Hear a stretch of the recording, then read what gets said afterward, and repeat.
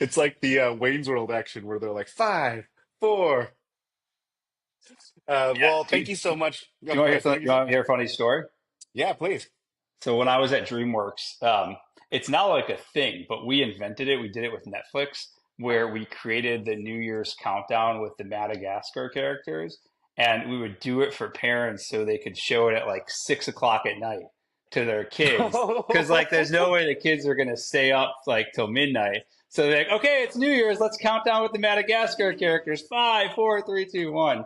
And then Oh everyone my would get super gosh. excited. They celebrate New Year's. The kids go to bed at 7 o'clock. That's Everyone wins. amazing. Yeah. Every parent thanks you so much for that because I did not know that. That is so good. We have to go download YouTube from last year to basically make them count down at like 8 p.m. You know what I mean? Too funny.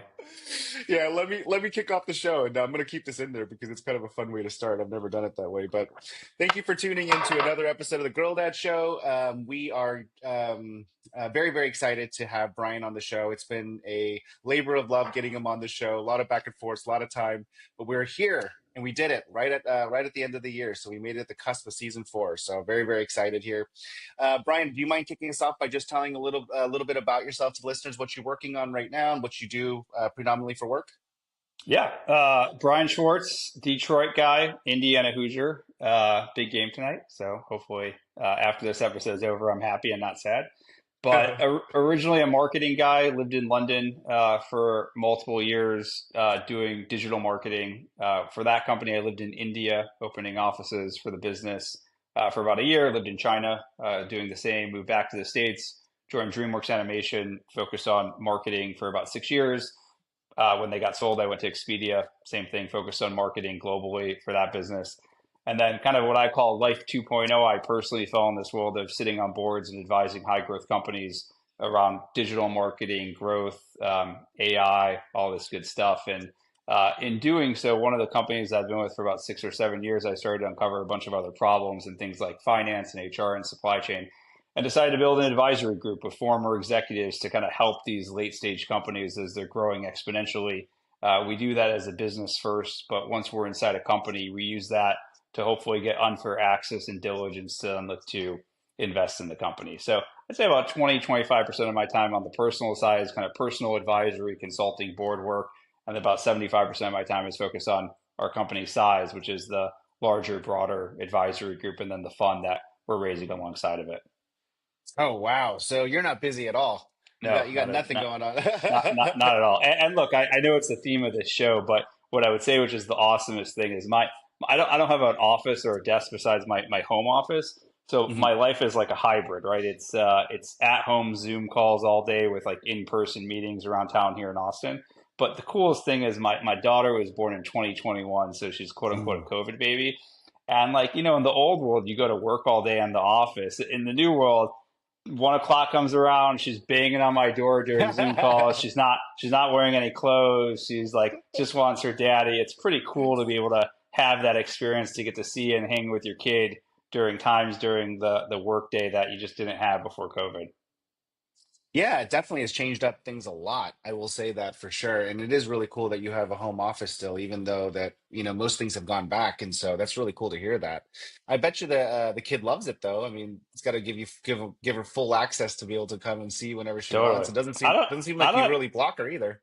Yeah, I don't think she knows any difference. I think the only times that it's a little sad is like, you take a break for like 5 or 10 minutes, you're hanging out, you're hugging her, and then you got to go back. You have a video call, right? And she just starts crying, and Yeah. then you're like, oh, like a knife to my heart, right? The Yeah. last thing I want to do is like make her upset. But I'll take the advantage of being able to spend ample time with her over the few times she gets upset that I have to leave.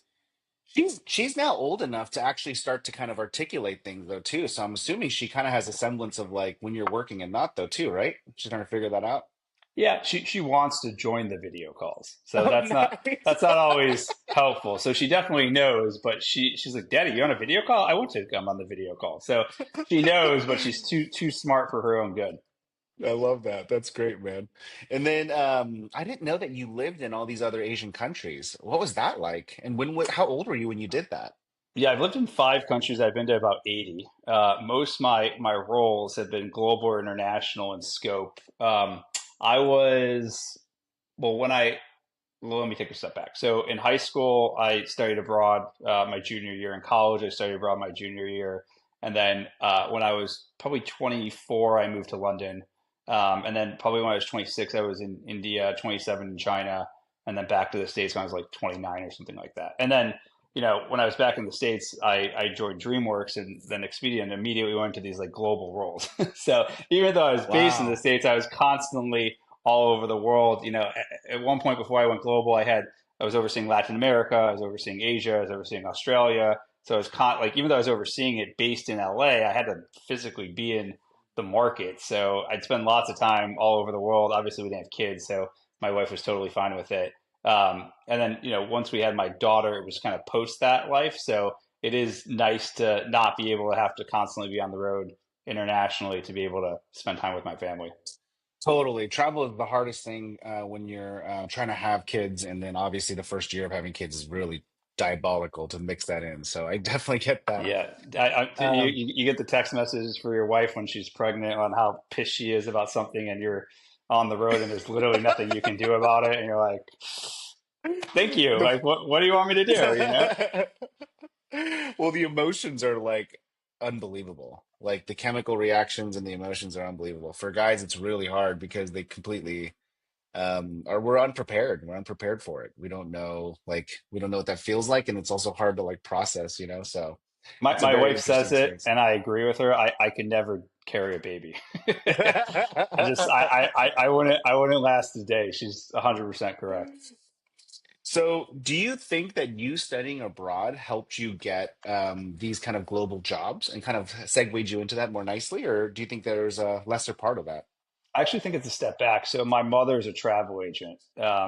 She has a love for travel, even to this day. She's still like a high-end luxury travel agent. So I kind of grew up with this gene Mm, from like a young age. I think going into third grade, I went to summer camp in Wisconsin. I lived in Michigan, so I'd go away every summer. So kind of the ability to get away and go out, I think, is ingrained with me.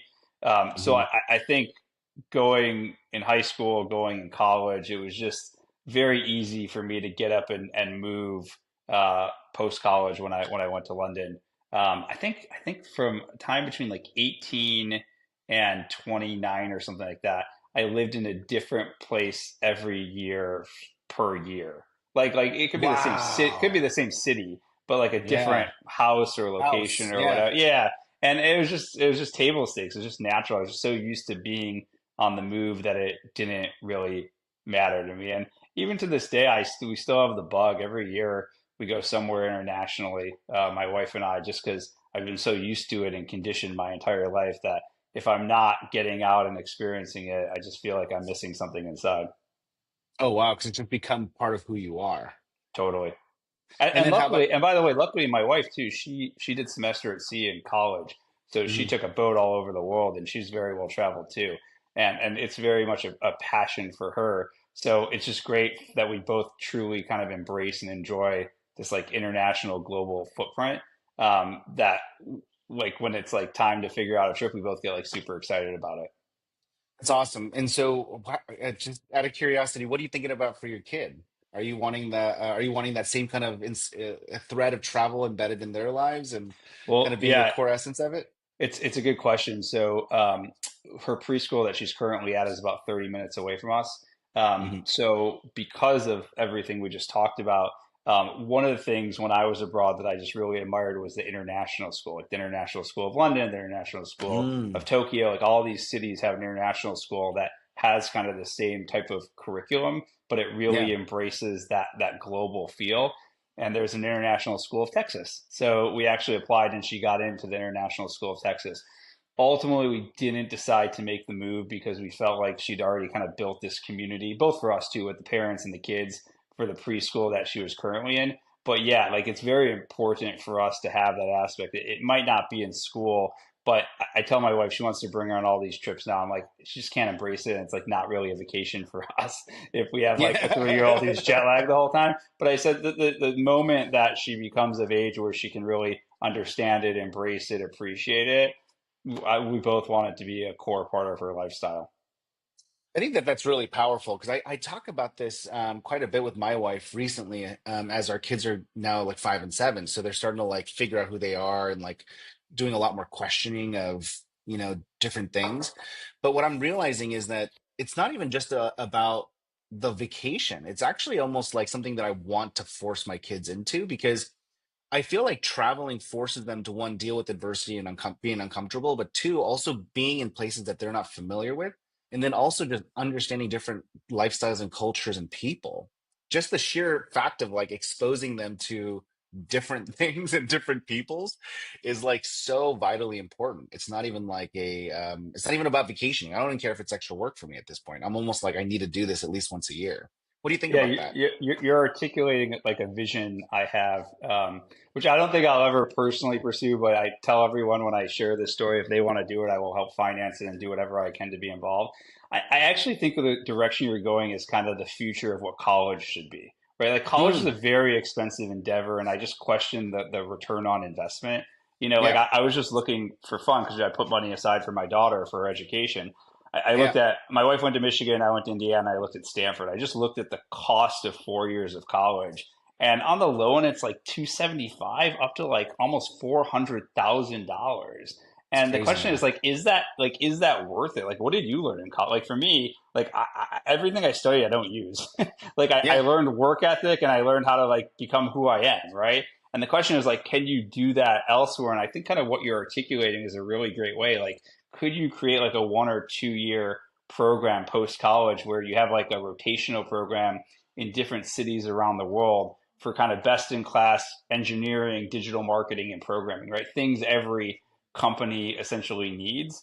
And you kind of tick a bunch of boxes, right? Like you could just get a job straight out of the program, or you can go to college.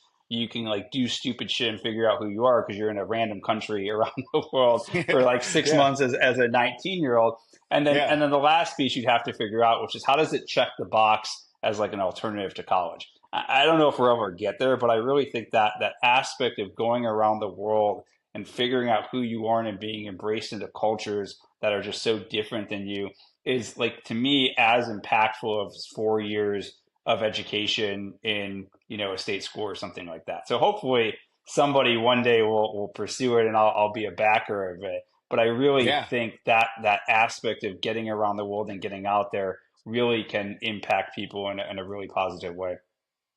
Yeah. So it sounds like you're a strong believer in this concept too. And I completely am like realizing that I need to force it to happen because if you don't, then they're going to keep staying in this little bubble and this echo chamber of what they know and what they believe in. And nothing's wrong with that. But at the same time, it's not how the world works, And I just feel like the people that seem to have a lot more self reliant, and I'll say it more personally. So my dad was an entrepreneur growing up, so he moved us around quite a bit. And this is kind of like very personal and being a little vulnerable, but if you set yourself up even in middle school in a certain like schema or personality type and you didn't like how that turned out for you and your friends, when you go to a new school, you could literally change who you are and say, "Hey, I didn't like that about this. I'm going to change that." And you can almost reset it. But that kind of mindset has helped me reinvent myself whenever I don't like something about myself, even as an adult in business. And I'm not sure my kids will ever learn that skill because they're going to basically grow up the way my wife grew up, the same friends from elementary school through high school, for the 20 years that we're going to be in our little small town. And so I got to find ways to like shake it, so that they can interject that kind of skill set of being, it's okay to change yourself. You should self-reflect. You should look at yourself all the time and figure out what you like and don't like. And Well, anyway, the easiest thing if you haven't done it is take them to Canada or take them to Mexico. Because yeah. I don't know the stat, but there's some crazy stat. The amount of Americans who've never left the country. So like those are easy Oh, ways. really? Oh yeah, there's a crazy stat on how many people don't even have a passport, and there's a crazy stat of how many people have never left the United States. It's just absurd in terms of how large that population is. But easy step is go to Canada, go to Mexico, and then like take steps from there to get them to different countries and aspects. And by the way, like even in school, there's probably different cultures that they come across of their peers, right? So if it's India, China, whatever it is in terms of the kids that they're going to school with, like potentially have the opportunity to have them experience the country and the culture that they've come from. Yeah. That's right. Super cool. So then walk me back through your decision. When did you decide that kids was the time? Like, how did you make the decision? Because it seemed like not a good time. It sounds like you did it actually right in between the craziest part of building your businesses, right? Because you left. It sounds like you tell me. Yeah, you tell me what made you want to start having kids. Yeah, it's so interesting. I just was talking to someone about it yesterday. Everyone has a different route, right? Like the reason that I was talking about yesterday is I was with a guy who's 35 years old, and he just had another baby, and he has four kids. He has a 5, 3, 2, and a baby. Um, Nice. yeah, and you just you knock it out, right? We kind of took a different approach, which was we got married, and then we said let's just do all the really fun things we want to do that it's hard to do when you have a kid. So that was number one. We just traveled a bunch. We just had a great time. And then number two is like I wanted to make sure that I could give the kid everything that they wanted and desired, and kind of how Mm, I grew up, right? And for me, when I could do that when I was in the corporate world, but we weren't mhm. ready yet. And then when I left the corporate world, I didn't feel comfortable doing that. So it wasn't to a point where my business, the business, started really pushing and doing really well that I'm like, okay, now I'm ready to roll. Like now we have a house, we have space, we have like land, like we have areas for the kid to really embrace themselves and grow up. And that's when we said, okay, now is the right time to do it. And it's true. Like now if we have one kid, maybe two kids, three kids, whatever the number is, now I feel like I can really support that child and hopefully give them a great life and great experience. And that to me was really important when having a kid. But And again, you alluded. everyone's different, right? Like, the downside, which I never thought about this before I had a kid, but now that I had a kid, I think about it as like I'm going to be an old dad, not so old, right? I'm kind of be a middle aged dad, right? Yeah. Like, because I was when my parents had me, they were 28, so I look at my parents now in terms of their age, and I look at where I'm going to be when I'm my parents' age and my kids' age. It is a little bit different. So there's pros and cons to each of them in terms of when you decide to have a child.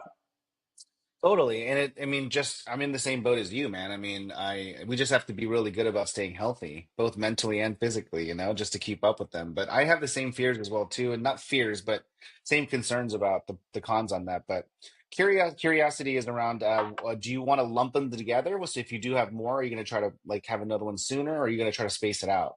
Yeah, I think probably sooner than later. I mean, I think there's a positive for kids to be closer in age, right? As they grow up, they can take care of each other, they're self-sustainable. And I think also in the early days too, and you tell me since you have two that are 2 years apart, is, I think like the farther apart they are, not so far, you don't want them so far apart that they're not close. But when you have that second or that third, hopefully the first one becomes helpful.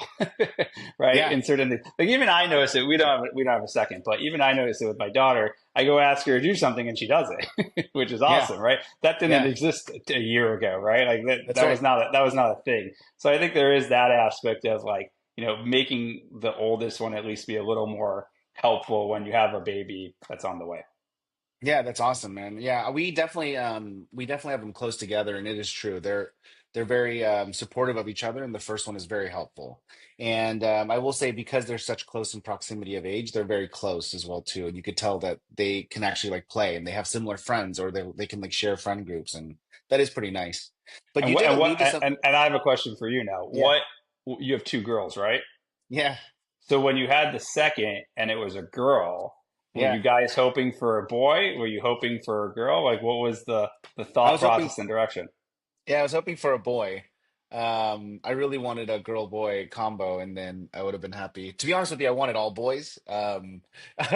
Just for the sake of the show, I'll be super But but vulnerable here. but don't they say though, and you tell me now that you have two girls, that girl dad relationship is pretty incredible, and usually that mom boy relationship is pretty strong. So now that you have two girls, do you feel like that relationship is just really strong with them?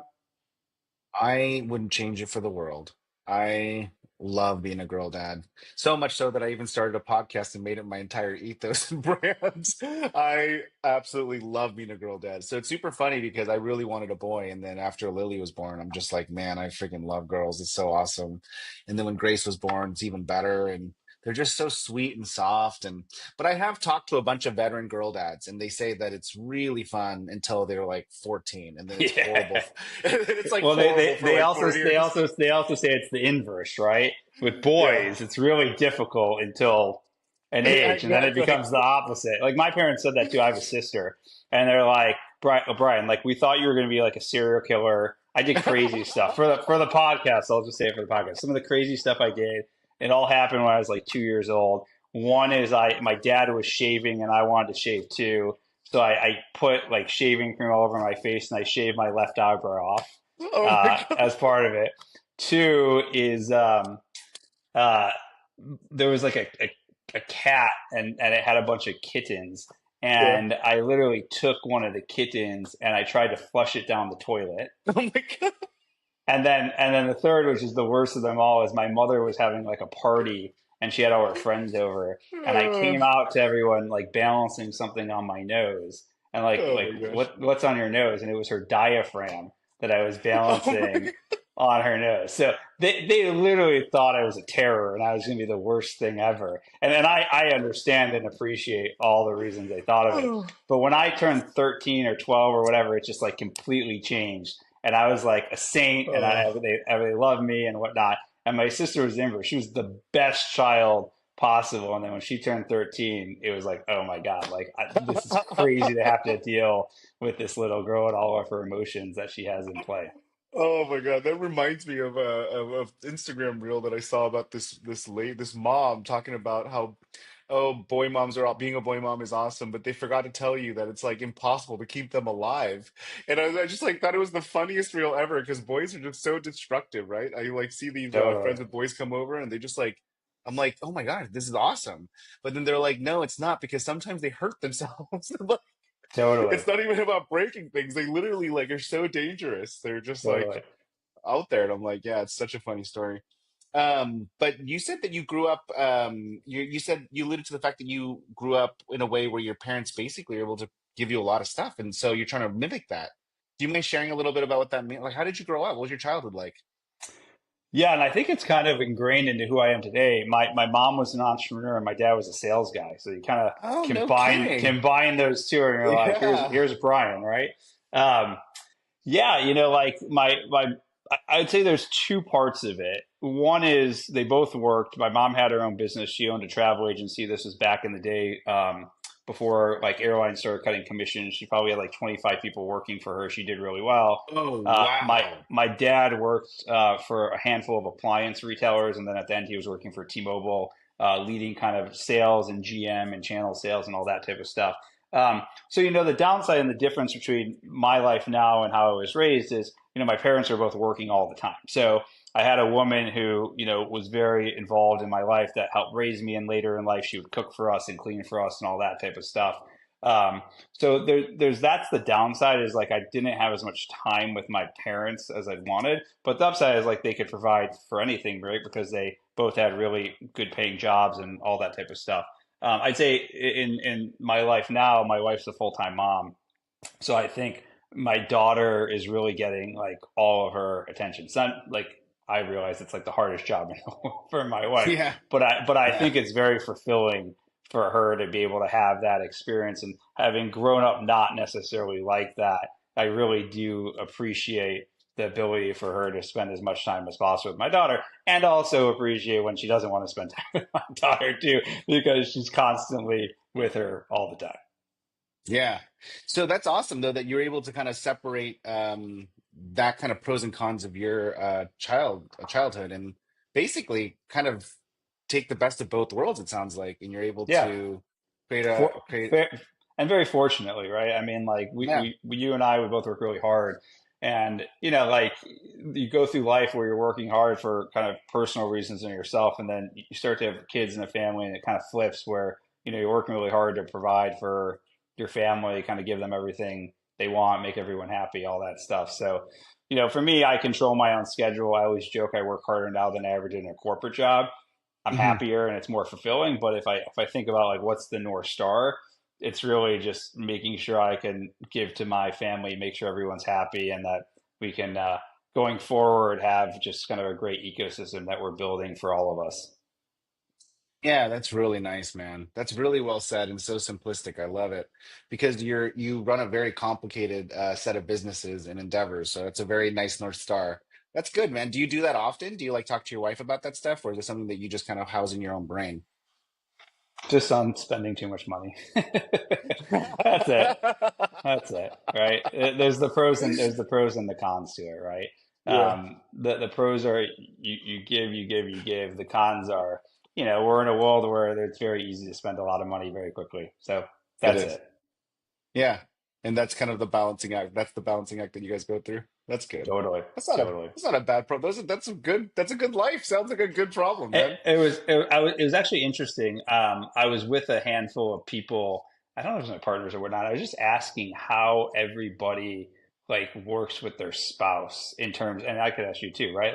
Like we started with we had like one joint account, and then very quickly that just didn't work, right? So like Mm. everything kind of rolls through my accounts, and then I give her as needed. But everyone's different, right? Some people like it's just one thing everyone takes from it. Some people it's very organized and budgeted.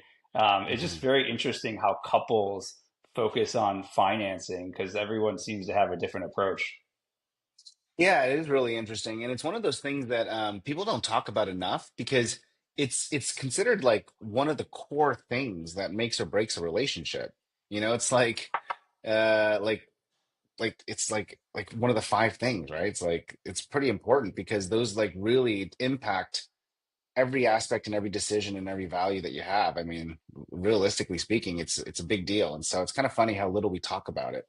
But just to answer your question, I know you didn't ask me directly, but just to answer your question, we share everything. So my wife also is a stay-at-home mom, and she's a full-time mom, and we're really blessed that we can do that as well. And she takes full advantage of it. She's very involved in PTO, and she's in the school. She's a school mom. She's constantly volunteering, asking for more projects. She loves it, man, and she's like basically in the school all the time, right? Getting to My, see our my my kids and my my wife's the same. What I joke, I'm like, you're the busiest unemployed person I know. Same thing. Boards, philanthropy, like you name it. Yeah, exactly. I'm like, why are you so busy? And she's just so Totally. busy getting as involved as she can in the school, right? And so just being around her kids. So we're super blessed, man, and we're very, very fortunate and grateful for it. But as it relates to money, I'm very fortunate because she is not very fancy. And I have never had a problem because I just kind of monitor it. And there'll be times where things are tough. I'm not gonna lie. This year was a little rough for me. And she'll say stuff, like, hey, should we like, like not go to gym class or this and that? And I'm like, and I have to like remember that she's so far removed from the business, world that I'm like, that $30 a month gym class is not gonna make a big difference in our financial ecosystem. Like if it's like, like I mean, obviously every dollar counts, but we're not, it's not going to matter. Like, please continue to go to gym class with our kids. Like, it's not a big deal. Like, I'll just have to go make more money. I'll have to go work and make more money. But it's so fun because she's naturally very frugal and very even keeled. So it hasn't been a problem. And the few times that we have had like hardships financially, it's been very nice because it's very flat and she just spends and I just kind of roughly monitor it and it never really goes to a point where I'm like, oh, this is going to hurt our livelihood and lifestyle. So I Yeah, think I'm lucky. Yeah. you're very lucky. I just the comment I always make, which really goes on deaf ears. I'm like, just like pretend like I'm still, you know, making X amount per year, 26 years old. You know what I mean? Like, Yeah. like take that mentality and just right overhead. Doesn't matter. So do you guys budget or do you guys don't do budget or you just try or I brought it up the other night. I got yelled at. okay, got it. So you just have to keep working harder and harder. I love it. Totally. It's not a bad relationship. Sounds like you guys have good relationship and communication around Don't AORs don't and they say yeah. all the best relationships are opposites? Kind of like one Oh feels yeah. this way, one feels this way. Those are the best ones. Absolutely. Absolutely. And then I have to go back to the question you asked me earlier. When you have another kid, do you want a boy or what do you want? Oh man, I'm totally open now. I Mm, always wanted a boy, and then I had a girl, and I'm like, fuck this. Why do I want a boy? that's I'm right. like, That's exactly I'm what I like, said. girls are the best. Like I see all my friends with Seriously. boys. What? I don't want that. I'm kind of the mindset. It would be nice to have one of each, but if I had a girl, I would be totally fine, Yeah. right? Like Yeah. I love my daughter. Having more of her would be incredible. I love that, man. That's awesome. And then what do you think about being, oh, I mean, you kind of alluded to it already, but like, what do you think about being a girl dad, and has it changed you in any way, and the way you think about life and To- business? Totally. I don't know about life and business. I think not specific to a girl. I think what we talked about, just having any kid, has affected life and business, not necessarily a girl.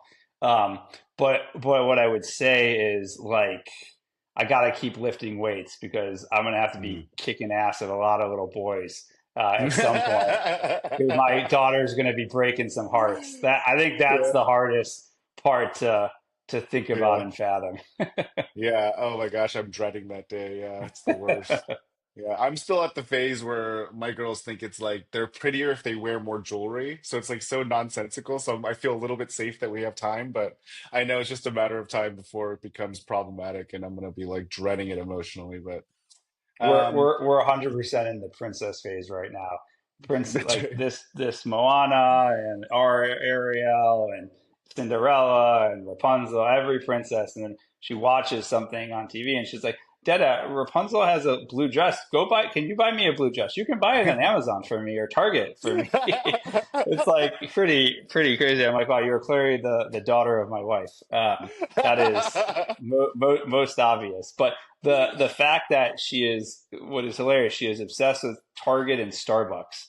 Like anytime we Mm. pass it or go to it, she just loves going to Target, and it's like, wow, very interesting that a 3-year-old is obsessed with these stores already. They're already building this brand fandom at such a young age, which is pretty incredible. That is incredible, actually. My girls like Target and Starbucks too. You think that's a There you go. corporate marketing strategy? It might be. I don't know. They're getting them in Wow. young. That is interesting. As a marketer, I Yeah. thought I'd ask, but it sounds like Well, you're it's not funny. privy to It's that kind fun. of It's funny. information, Well, huh? I grew up in Michigan, and like our big Target, we did have Target, but our like kind of Target equivalent was a store called Meijer, which still is all over the Mm. Midwest. And that's like, my mom used to joke that Brian, like Meijer like suited Brian's needs. Like Brian loved going to Meijer, and it's true. It was a combo of like the big Targets have a grocery store, right? So it had all the clothes and outdoor and all that stuff, but it also had grocery. So I would go to Meijer all the time, and I was the biggest like little brand advocate of Meijer growing up. And I feel like that's what my daughter is doing with Target, which from their perspective should be phenomenal in terms of being able to get them into the funnel from such a young age, and hopefully have them keep going thereafter. Nice. Awesome. So as you think about like turning into a dad now, and now you're kind of like thinking about possibly another kid and all this kind of like settling of your house and space, what does success look like for you now versus like before having kids? Like what are you trying to aim for? That's a good question. I mean, I think I see it in my parents now, and you just don't think about until you have kids that like you just want your kids to be even better than you and more successful than you. So I Hmm. think now it's all about providing the right infrastructure and ecosystem for my daughter to thrive in, to Hmm. ultimately be better than me, right? Like Mm. neither of my parents really went to college. My mom went to Eastern Michigan, dropped out after a year to go be a travel agent. My dad didn't really go, so me going to college was like a big thing. And I went to Indiana, right? And I love Indiana. I'm not going to say anything bad about Indiana, but like if my daughter does go to college and gets into like a Stanford or Harvard or something like that, like that's better than me, right? Like, so I think Yeah. you think about it from this perspective, which is how can you make your kid even better than you, and leave the world a better place with your kindred than you essentially had coming into it. Yeah, that's really aspirational. I love that goal, man. That's awesome. And by the You're way, she so might not go to any college and still be smarter than me, right? Starting a business, selling a business, who knows, right? I feel like by the time she's of college age, it's going to be a whole different world in terms of what you define success as. Like even you as a small business owner, like that is totally successful. Like my dad had me read a book when I was like 18 called The Millionaire Next Door. And it yeah. was just talking about, people who own trash companies, right? And like all these things that you just don't realize because they're super humble and under the radar, but they have millionaire status. And I think like building a world for her where she can be really successful and she can define what success means, it doesn't have to be monetarily, but like she feels like she's in a better spot than me, that would be awesome. Yeah, I love that, man. Thanks for qualifying that. That really is meaningful to have it beyond even just finances because you're right. Success is like really just having happiness and being able to provide for yourself and being a contributing member of society. And so as long as they're smarter and better than us in that way, or even happier than us, that is a huge win.